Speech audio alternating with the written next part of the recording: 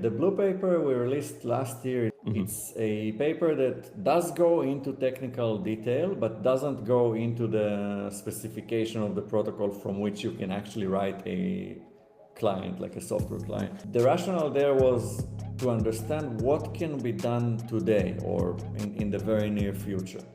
And what it means is that how can we look at designing a blockchain network, blockchain system in space to serve existing users on Earth at the moment, and what are the kind of trade-offs and interplay between the different components on the system that is needed. What we landed on is that we basically look at the layer 1 in space as a capacity constraint network, which is to say something like Bitcoin. You don't imagine it as something that has 1 million TPS or can do all kind of crazy shit. It's more of a network that is ultra secure, but gives you relatively low throughput and also quite slow, so high latency. And then, okay, if this is what we're designing for, comes the question of what kind of application can we serve and how can we then offload performance to solutions that exist today.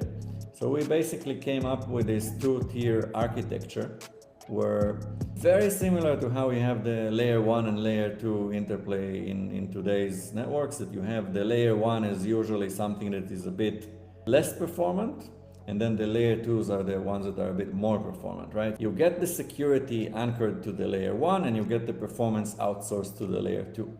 So that's more or less what we landed on with the two-tier architecture for SpaceComputer. Essentially, you have the layer 1 in orbit that gives you the high security guarantees. You have all the consideration that comes with the fact that satellites are orbiting and you have certain blind spots and you have to account for how the block productions and leaders are selected. And then you have the offloaded pre-finality and high performance that is given by an Earth-bound L2.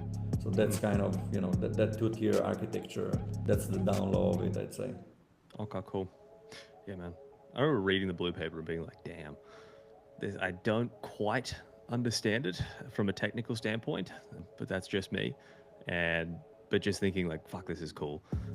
It's very... We did release like a blue paper explained in a bit of a more layman terms for a lot of things. So we did start working on making some of those technical ideas much more approachable.